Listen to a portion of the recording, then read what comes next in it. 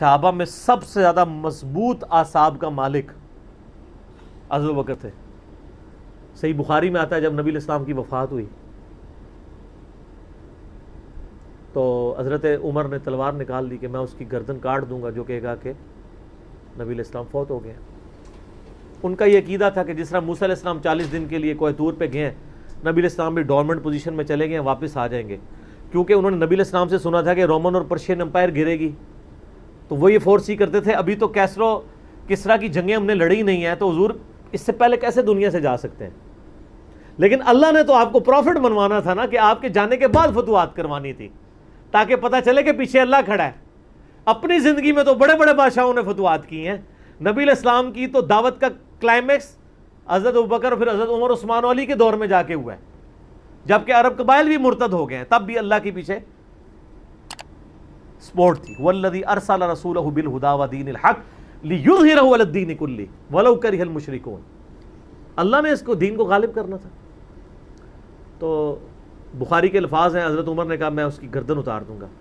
حضرت ابوبکر آئے, انہوں نے حضرت عمر کو دیکھا, اگنور کر کے سیدھا حجرہ عائشہ میں گئے, نبی علیہ السلام کے مبارک کفن کو ہٹا کے آپ کے ماتھے پہ بوسہ دیا اور کہا یا رسول اللہ, اللہ آپ پہ 2 موتیں جمع نہیں کرے گا, ایک موت تو سب کے نصیب میں ہے, اب تو ہمیشہ کی زندگی آپ کو اللہ نے آخرت کی دے دی ہے. اور پھر باہر نکلے, حضرت عمر کو کہا کہ عمر بیٹھ جاؤ. حضرت عمر نے بات نہیں سنی, تو حضرت ابوبکر ممبر کی طرف چڑھے, ممبر پہ چڑھے اور لوگوں سے کہا کہ عمر کو اس کے حال پہ چھوڑ دو.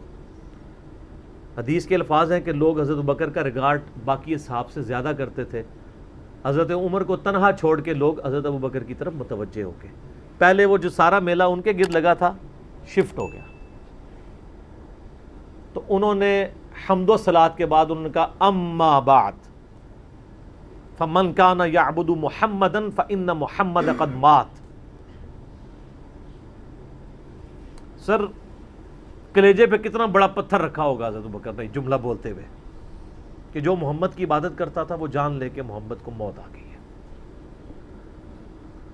ومن کان یعبد اللہ, اور جو اللہ کی عبادت کرتا ہے وہ جان لے ان اللہ حی لا یموت, اللہ زندہ ہے, اللہ کو کبھی موت نہیں آئے گی.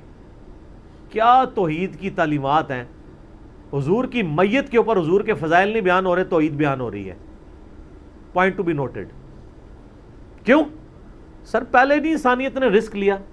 دنیا کا سب سے بڑا شرک ایک پیغمبر کے نام پہ تو کھڑا ہوا ہے, عیسیٰ ابن مریم کے نام پہ. نبی علیہ السلام کو عیسیٰ ابن مریم نہیں اللہ نے بننے دیا. ایسے تربیت یافتہ وہ صحابہ جو کل تک آپ کے وضو کا پانی نیچے نہیں گرنے دے رہے تھے, آج وفات پہ کھڑے ہو کے فرضی خطبہ دے رہے ہیں. جو محمد کی عبادت کرتا تھا جان لو محمد کو موت آ گئی ہے, جو اللہ کی عبادت کرتا تھا جان لو اللہ زندہ ہے.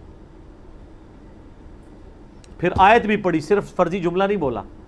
آپ تو کہہ رہے ہیں شرک ختم ہو گیا. حضرت ابوبکر جب شروع نہیں ہوا تھا اس وقت بھی کہہ رہے تھے کہ نبی علیہ السلام کو کسی نے خدا نہیں بنانا, کیونکہ بخاری کی حدیث ہے, دیکھنا میری شان کو اس طرح بلند نہ کرنا جس طرح عیسیٰ ابن مریم کو لوگوں نے کیا.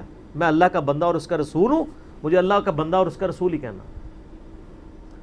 سر وارفتگی, دیوانگی, عشق کی ساری کیفیت حضور کی وفات کے بعد بالکل چینج ہوگی. صحابہ کی ہونا تو چاہیے تھا جو وضو کا پانی نہیں گرنے دے رہے تھے جا کے قبر کی مٹی چاٹنا شروع کر دیتے. ایسا نہیں ہوا. وہ تعلیمات کی باؤنڈریز کو کراس نہیں کرتے تھے.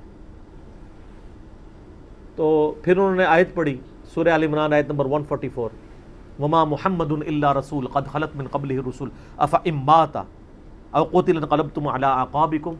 محمد تو نہیں مگر ایک رسول ہی, اگر یہ فوت ہو جائیں یا دین جو جنگ میں قتل کر دیے جائیں, شہید ہو جائیں, کیا تم دین سے الٹے قدم پھر جاؤ گے؟ جو کوئی دین سے الٹے قدم پھیرے گا اللہ کا کوئی نقصان نہیں کرے گا اور اللہ ثابت قدم رہنے والوں کو جزا دے گا.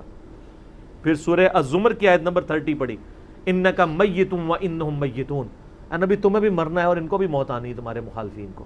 پھر تم اللہ کے حضور جھگڑو گے, اللہ تمہارا فیصلہ کرے گا. یہ سیدنا ابوبکر کی حضور کی وفات کے وقت استقامت تھی.